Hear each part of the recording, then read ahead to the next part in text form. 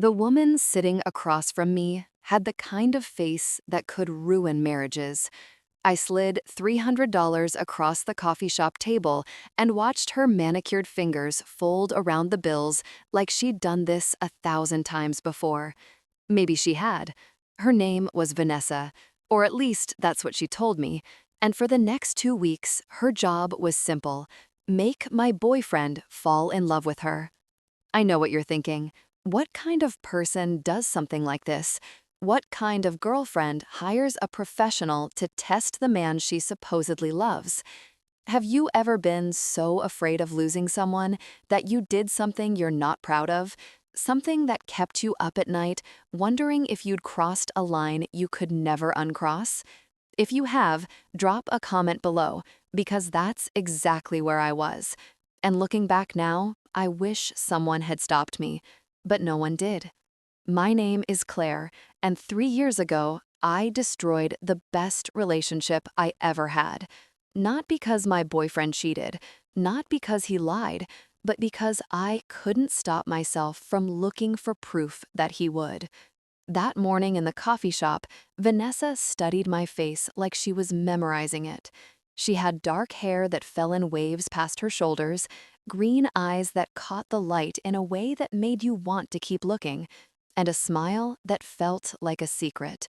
She was exactly what I'd asked for: beautiful, confident, and completely different from me. "So," she said, stirring her latte without drinking it, "tell me about him." I pulled out my phone and showed her a photo of Marcus. In the picture, he was laughing at something I'd said, his brown eyes crinkled at the corners, his arm around my shoulders. We looked happy. We were happy. Marcus Chen, 32, software engineer. We've been together for 3 years. He goes to the gym on Tuesdays and Thursdays, drinks at O'Malley's with his work friends on Fridays. His favorite coffee order is a flat white with oat milk. Vanessa raised an eyebrow. "You've done your homework. I want this done right." She leaned back in her chair, and for a moment, something flickered across her face. Judgment, maybe, or pity. It disappeared before I could name it. "Can I ask you something?" she said. "Go ahead." "Has he ever given you a reason not to trust him?" The question hung in the air between us. I thought about all the nights Marcus came home late, tired from work, and kissed my forehead before falling asleep. I thought about the way he texted me random photos during the day: a weird cloud, a dog he saw on the street, a joke that made him think of me. I thought about how he'd planned a surprise trip to the coast for my birthday, spending weeks coordinating with my best friend to make sure I didn't find out. "No," I admitted, "he hasn't." Vanessa nodded slowly, like this confirmed something she already suspected. "Then why are we here?" "Because my father cheated on my mother for 12 years. Because my first boyfriend slept with my college roommate. Because my second boyfriend had a secret family in another state. Because everyone I've ever loved has proven that love isn't enough, that it never protects you from betrayal." But I didn't say any of that. "Because I need to know," I said instead. "Before I say yes to the rest of my life with him, I need to know he won't break me." Vanessa tucked the money into her purse. "Okay," she said. "I'll make contact within the week.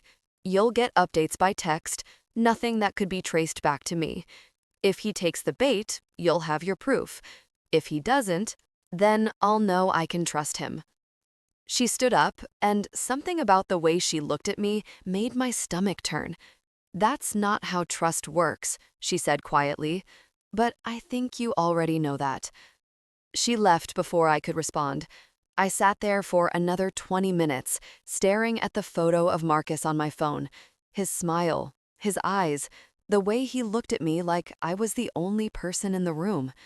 I should have deleted Vanessa's number right then. I should have gone home, told Marcus the truth, and faced whatever came next. Instead, I waited.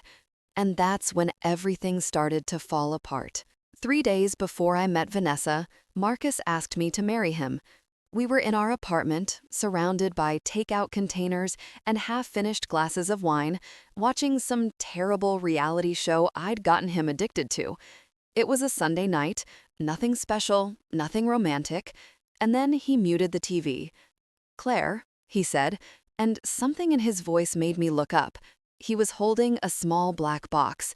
My heart stopped, actually stopped, like a glitch in the system. "I had this whole plan," he said, his voice nervous in a way I'd never heard before. "I was going to take you to that restaurant you love, the one with the rooftop view. I was going to wait until sunset. I had a speech written and everything." He laughed, but it came out shaky. "But then I realized I didn't want to wait for the perfect moment, because every moment with you feels perfect. Even this one, especially this one, with soy sauce on your chin and your hair all messy and that ridiculous show playing in the background." Tears were streaming down my face before I even realized I was crying. "Claire, you're the most complicated, frustrating, brilliant person I've ever met. You overthink everything, you steal the covers, you have an opinion about everything, even things you know nothing about." I laughed through my tears. "But you also make me feel like I can be exactly who I am. No performance, no pretending, just me. And I want to spend the rest of my life being that person with you." He opened the box. A simple diamond on a silver band. Nothing extravagant, nothing showy, just us. "Will you marry me?" I should have said yes. I wanted to say yes. But the moment the words started to form on my lips, something cold wrapped around my chest. A voice in my head, my mother's voice, bitter and broken after my father left, whispered, "They all seem perfect at first. They all say the right things. And then they destroy you." "I need time," I heard myself say. The hope in Marcus's eyes flickered. Not extinguished, not yet, but dimmed, like a candle in a draught. "Time," he repeated. "I love you. I do. My voice cracked. This is the biggest decision of my life, and I need to be sure. I need to know this is right." He closed the box slowly, set it on the coffee table between us. When he looked at me again, there was hurt there, but also understanding. That was the thing about Marcus. He always tried to understand, even when I made it impossible. "Okay," he said. "Take whatever time you need. I'm not going anywhere." He pulled me into his arms, and I let him hold me while I cried. But even then, even in that moment of intimacy, I was already planning, already scheming, already thinking about Vanessa and the number I'd found online 3 weeks earlier, when paranoia had driven me to search how to test if your boyfriend will cheat. I hated myself for it, but not enough to stop. If I had known then what I know now, I would have said yes. I would have trusted the man who'd never given me a reason not to trust him. I would have chosen love over fear. But I didn't know, and by the time I figured it out, it was already too late. Vanessa texted me on a Thursday. V, asterisk, made contact. He's at O'Malley's with his friends. I'll keep you updated. I was sitting in our apartment, alone, pretending to watch TV. Marcus had left 2 hours earlier with a kiss on my cheek and a promise to be home by midnight. Normal, routine, the same thing he'd done every Friday for the past 3 years. Except now, somewhere across town, a woman I'd paid was sitting in the same bar, wearing the same perfume, ready to test the man I loved. My phone buzzed again. V, asterisk, approached the group. He was polite, didn't flirt back, just smiled and went back to his friends. Something loosened in my chest. See, I told myself, he's loyal, he's good. This whole thing was stupid, and now I can call it off. But then another text came. V, asterisk, his friend with the beard is a different story. Very interested, but you didn't ask about him. I stared at the screen, trying to process what she was telling me. Marcus had passed the first test. He'd been approached by a beautiful woman and hadn't taken the bait. This was what I wanted. This was proof. So why didn't I feel relieved? Me, asterisk. What happens now? V, asterisk. Now I wait. One encounter isn't enough data. I'll see him again next week, accidentally. Building familiarity builds trust. Trust creates opportunity. The clinical way she described it made my skin crawl. This was someone's job. She had a process, a strategy.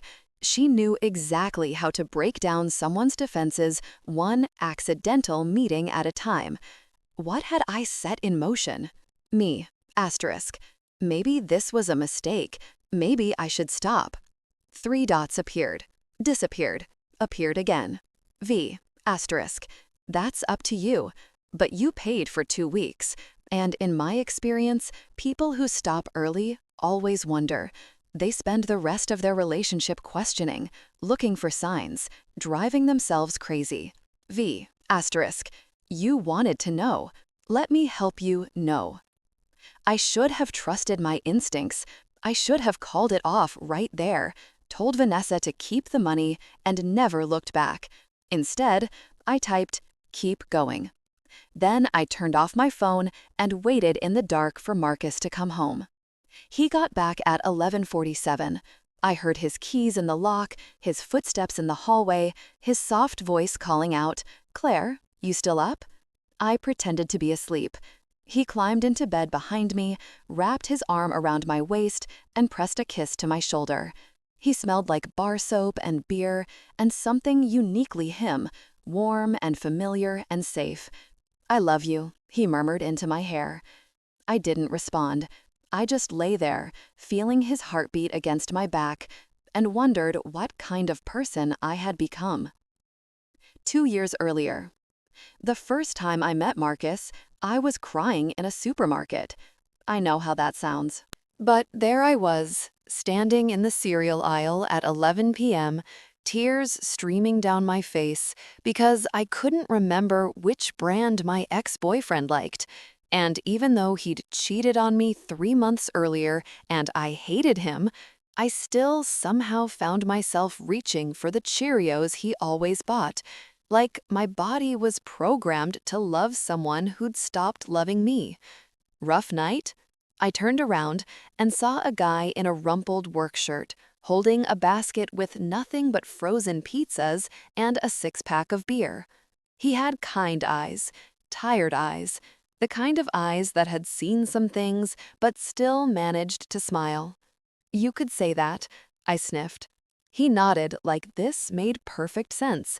Cereal crisis? Despite everything, I laughed. It came out wet and broken, but it was still a laugh. Something like that. He studied the shelf for a moment, then reached past me and grabbed a box of Lucky Charms. These are the correct answer, by the way. Anyone who says otherwise can't be trusted. I took the box from him without thinking. Our fingers touched, just for a second, but I felt it, a spark of something I hadn't felt in months. "I'm Marcus," he said. "Claire." "Well, Claire," he smiled, and it was the kind of smile that made you want to smile back, even when everything in your life was falling apart. "I hope your night gets better." He walked away before I could respond, but when I got to the checkout, I found a napkin tucked into my cart with a phone number scrawled on it. "In case you need someone to talk to about your cereal choices. No pressure. Marcus." I texted him the next day. 2 weeks later, we had our first date. 3 months later, he told me he loved me. 1 year later, he moved into my apartment. And for 3 years, he was everything I never knew I needed. Patient when I was anxious, calm when I was spiraling, steady when I was falling apart. He never raised his voice, never made me feel small, never gave me a single reason to doubt him. But I doubted him anyway, because that's what broken people do. We take something beautiful and look for all the ways it might shatter. We can't accept that good things can just be good. We keep picking at the wound until it bleeds again, just to prove we were right to be afraid. I wish I could go back to that supermarket, back to the moment when a kind stranger handed me a box of Lucky Charms and changed my life. I wish I could tell that crying girl, he's real, he's good, stop looking for reasons to run. But I can't, and now I have to live with what I did instead. Asterisk. Ran into him at his gym today. Asterisk. My hands were shaking as I read the text. It had been a week since the bar. A week of watching Marcus for signs. Signs of what? I didn't know. Guilt? Distance? Anything that would prove I wasn't crazy for doing this. But he'd been the same as always. Loving, attentive, present. If anything, he'd been more attentive since the proposal, like he was trying to show me through actions what his words hadn't been enough to prove. Me. What happened? Asterisk. We talked for about 10 minutes. He helped me with a machine I was struggling with. Classic opening. He was friendly, but not flirty. Kept mentioning my girlfriend in the conversation. That word, girlfriend, hit me like a fist to the chest. Even now, even with a stranger trying to seduce him, he was claiming me. Protecting what we had. But here's the thing. He seemed sad, distracted, asked if I had any advice about making a big decision.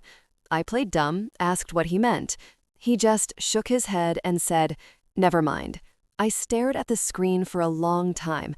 He was thinking about the proposal, about my hesitation, about the fact that after 3 years together, I still couldn't say yes. And instead of talking to me about it, he was confiding in a stranger, a beautiful stranger who was being paid to get close to him. Did he ask for your number? No, but I gave him mine anyway. Told him I was new in town, didn't know many people, asked if he wanted to get coffee sometime, as friends. My heart dropped. He said he'd think about it. That wasn't a no. I knew Marcus. I knew his sense of duty, his guilt about making people feel rejected. I'll think about it meant he didn't want to hurt this stranger's feelings, but also didn't want to lie. It also meant he hadn't completely closed the door. At this point, I had a choice to make. I could call off the whole thing, tell Vanessa to back off, confess everything to Marcus, and deal with the consequences. Or I could keep going, push harder, see how far he would bend before he broke. What would you have done?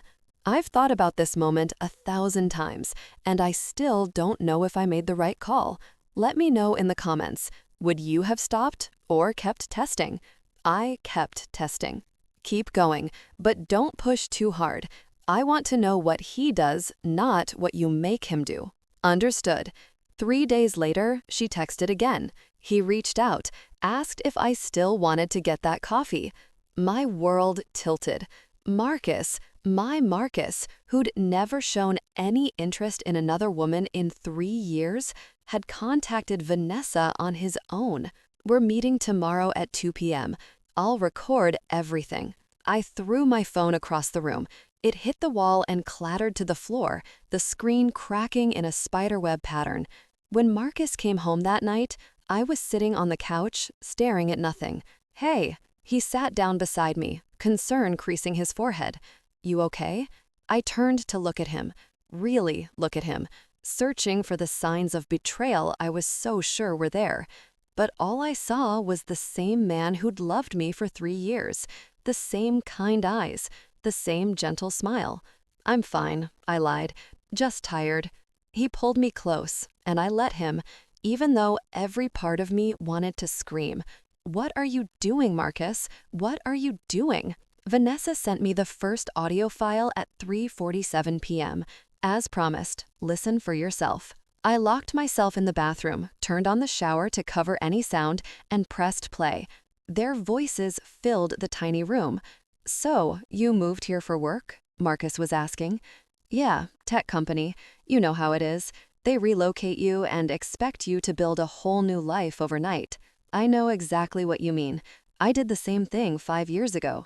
Didn't know anyone. Took me months to feel like this was home. What changed?"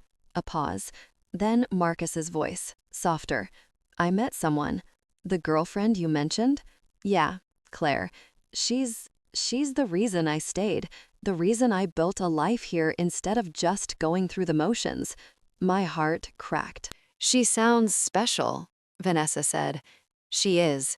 She's also complicated and scared, and sometimes I don't know if she'll ever trust me completely. That must be hard. It is, but she's worth it. She's always been worth it. The recording went quiet for a moment. I could hear the ambient noise of the coffee shop, cups clinking, espresso machines hissing, other conversations blurring in the background. Then Vanessa's voice. Can I ask you something personal? Sure. Why are you here, with me, if things with your girlfriend are so good? Another pause, longer this time. Because she said she needed time to think about marrying me. And I've been trying to give her space, trying not to pressure her. But it's been weeks, and she still hasn't said yes. And I'm starting to wonder if maybe I'm not enough. If maybe she's waiting for something better. Marcus, I'm not here because I want something with you. I'm here because I'm lonely. Because the person I love is pulling away, and I don't know how to stop it. And when you offered coffee, I needed to talk to someone who didn't know our history, someone who could just listen. The recording ended.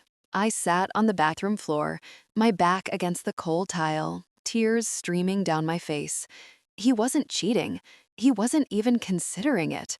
He was lonely because I had pushed him away.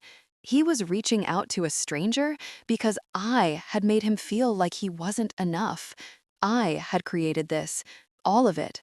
My phone buzzed. V. There's more. He wants to meet again, says talking to me helps him think. I should have ended it right there. I should have called Marcus, confessed everything, begged for his forgiveness. But something dark inside me whispered, what if this is just the beginning? What if he's playing innocent now, but will slip later? You need more proof. You need to be sure. So I typed back, one more meeting, then we're done. V. Your call, but be careful, Claire. Sometimes when you go looking for monsters, you become one. I deleted the message and pretended I'd never read it. The final meeting was supposed to be the end. Vanessa would see Marcus one more time. He would continue to be faithful, loyal, everything I should have believed he was from the beginning. And I would finally have the proof I needed to say yes to his proposal and move on with our lives. That's what was supposed to happen. But then I got a text I never expected. V. We need to meet, in person. There's something you should know. I met her at the same coffee shop where this all began. She was already there when I arrived, sitting at a table in the corner, her hands wrapped around a cup she wasn't drinking. She looked different, tired, like she hadn't slept in days. What's going on? I asked, sitting down across from her. She didn't answer right away, just stared at the table, her jaw tight. I should have told you from the beginning, she finally said, but I thought it didn't matter. I thought this was just another job. Told me what? She looked up, and for the first time, I saw something real in her eyes, something raw. My real name isn't Vanessa. It's Catherine. Catherine Chen. The floor dropped out from under me. Chen. Marcus is my brother. The words hit me like a physical blow. I felt all the blood drain from my face. What? Half-brother, technically, different mothers. We have the same father, but Marcus doesn't know I exist. Our dad had an affair, and I was the result. When I was 15, I found out the truth and tried to reach out to my father's real family.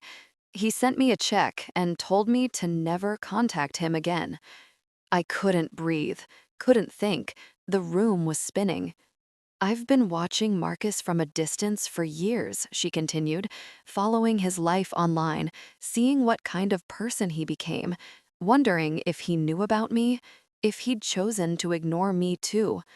But how? Why? When you contacted me through that service, I almost didn't respond.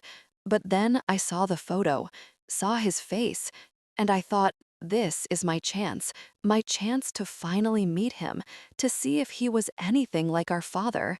She laughed bitterly. And he's not. He's nothing like him. He's kind and loyal and good, and you're going to destroy him because you can't get out of your own head. I was crying now, ugly, heaving sobs that I couldn't control.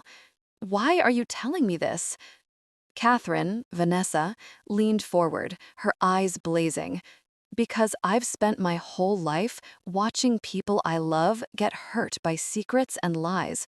I've seen what it does to families, what it does to trust, and I won't let you do that to him. She reached into her bag and pulled out a folder, slid it across the table. This is everything. The texts, the recordings, the photos you asked me to take. I'm giving it all to you, and then I'm walking away. What am I supposed to do with this? That's up to you. You can bury it, pretend none of this ever happened, and spend the rest of your life wondering when the guilt will catch up with you. Or you can do something I've never been brave enough to do. What's that? Tell the truth. She stood up, shouldering her bag. He loves you, Claire. God knows why, but he does. And that love is real, even if you've spent the past 2 weeks trying to prove it isn't. She paused at the door. But he deserves to know who he's marrying. All of you, the good parts and the broken parts. The parts that hired a stranger to test him, and the parts that are crying in a coffee shop because you realized how badly you messed up. She left, and I sat there clutching that folder, knowing that everything was about to change. I waited 3 days. 3 days of carrying that folder everywhere, of rehearsing speeches in my head, of starting sentences and stopping them 100 times. 3 days of watching Marcus go about his life, making coffee, laughing at his phone, reaching for me in his sleep, and wondering if this would be the last time. Finally, on a Sunday night, I asked him to sit down. We need to talk. He looked up from his laptop, something flickering across his face. Fear, maybe, or resignation. Okay, he said carefully. Is this about the proposal? Yes, but not in the way you think. I set the folder on the table between us. I did something terrible, and I need you to know before you decide if you still want to marry me. He didn't touch the folder, just looked at it, then back at me. Whatever it is, he said slowly, just tell me. So I did. I told him about the website, about hiring Vanessa, Catherine, to test him, about the texts, the recordings, the weeks of surveillance. I told him about my father and my exes, and the broken part of me that couldn't believe anyone could love me without eventually betraying me. I told him everything, and he listened, silent, still, his expression unreadable. When I finished, the silence stretched between us like a chasm. Say something, I whispered, please. Marcus stood up, walked to the window, stood there with his back to me for what felt like hours. 3 years, he finally said. 3 years together, and you still thought I'd cheat on you? It wasn't about you. It was always about me. He turned around, and I saw something I'd never seen before in his eyes. Not anger, not betrayal, exhaustion. I have spent every day of our relationship trying to prove that I'm not your father, that I'm not your exes, that I'm M.E., and it was never enough. Marcus, do you know how many times I almost proposed before that night? How many times I chickened out because I was afraid you'd say no? His voice cracked. And then I finally did it. I finally put myself out there, and you responded by hiring someone to test me? The tears were falling freely now. I couldn't stop them. I know I messed up. I know I should have trusted you. I know. You know a lot of things, Claire, but knowing and doing are different things. He walked past me, toward the door. Where are you going? I don't know. I need time. Time to think about whether I can be with someone who will always be waiting for me to prove her right. He paused at the door. I never would have cheated on you.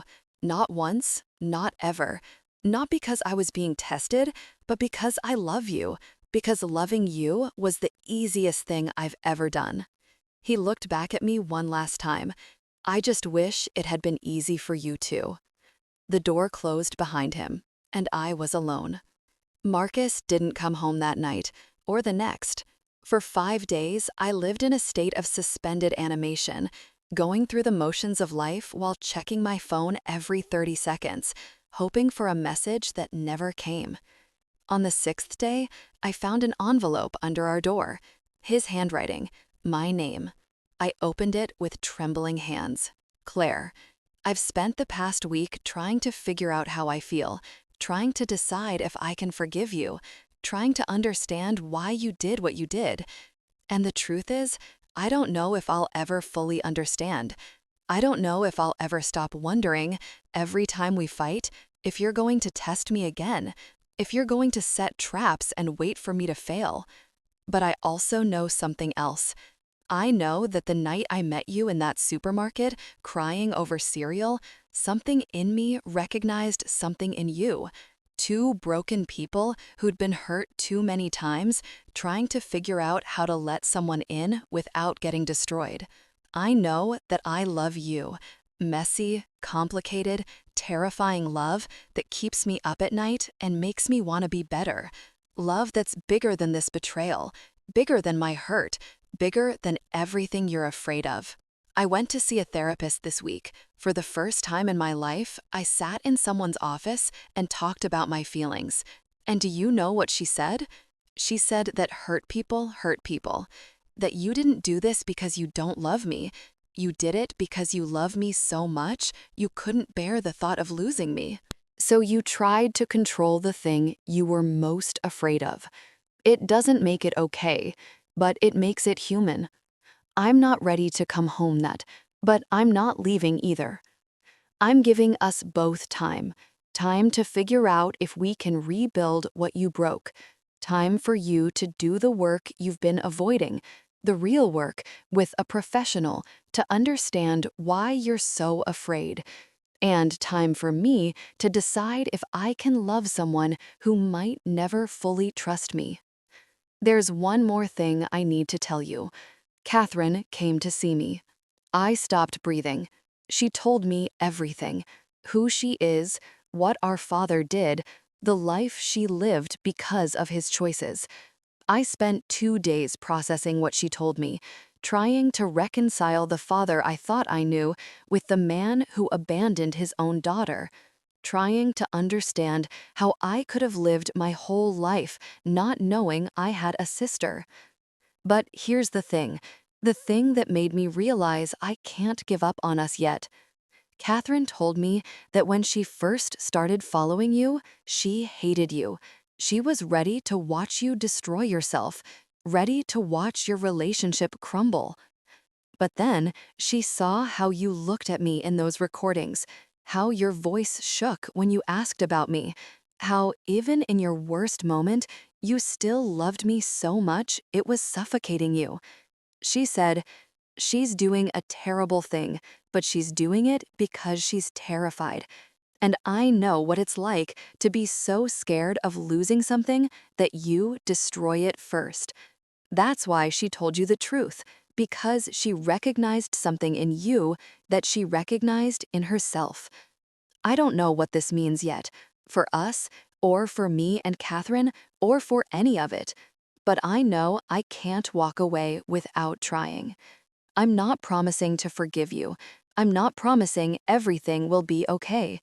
But I'm promising to try. That's all I have right now.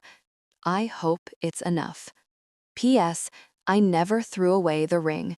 It's still in my sock drawer, waiting. When you're ready, really ready, I'll still be here. But next time, don't make me wait for an answer you already know. I read the letter 7 times. Then I called a therapist and made my first appointment. Present day. The wedding was small, just 30 people in a garden outside the city under string lights and a sky full of stars. Marcus cried when he saw me walking toward him. I cried when I said my vows I'd written and rewritten 100 times, trying to find the words for what he meant to me. Catherine was there too, sitting in the second row, wearing a dress that matched the bridesmaids, watching her brother marry the woman who tried to destroy him. It took a year of therapy before I could look at myself in the mirror without flinching. Another year before I could talk about what I did without the shame crushing me. Marcus did his own work too, processing the betrayal, learning to trust me again, opening up about his father and the secret half-sister he never knew he had. We almost didn't make it. There were nights when he slept on the couch because being near me felt like touching a bruise. There were days when I was so sure he would leave that I started packing a bag in my head. But we kept showing up, kept choosing each other, kept doing the hard, ugly work of rebuilding what I'd broken. Catherine and Marcus are still figuring out their relationship. It's complicated. They share blood, but not history, and they're trying to build something real without the foundation that siblings usually have. They get coffee every couple of weeks. Sometimes I come, sometimes I don't. Sometimes Catherine and I talk about the thing that brought us together, and sometimes we pretend it never happened. She's not a professional anymore. She quit after me, said she couldn't keep profiting from other people's worst moments. Last I heard, she was studying to be a social worker, helping kids who, like her, fell through the cracks of families that should have protected them. As for me, I'm not healed. I don't think I ever will be completely. The fear is still there, curled up in some dark corner of my mind, waiting for an opportunity to convince me that I don't deserve what I have. But I don't let it drive anymore. Every morning, I wake up next to the man I almost lost. I see the ring on my finger, the same ring that sat in his sock drawer for months while I figured out how to trust. And I remember what it cost me to get here. I remember the coffee shop, the folder, the nights alone wondering if I'd ruined everything. And I remember the letter, the one that gave me a second chance I didn't deserve. We don't test each other anymore. When the doubt creeps in, we talk about it. When the fear gets loud, we hold each other until it quiets. We've built something stronger than the fragile thing we had before, not because it's never been broken, but because we know exactly how to put it back together. I used to think trust was about certainty, about knowing with 100% confidence that someone would never hurt you. But that's not trust. That's fantasy. Real trust is looking at someone who has every reason to leave and choosing to believe they'll stay. It's being terrified and vulnerable and exposed and staying anyway. It's the opposite of certainty. It's faith. And every day, I choose faith, even when it's hard, especially when it's hard, because Marcus taught me something important. Love isn't a guarantee, it's a gamble, and some gambles are worth taking. So that's my story, the worst thing I've ever done, and how it almost cost me everything. But I want to hear from you.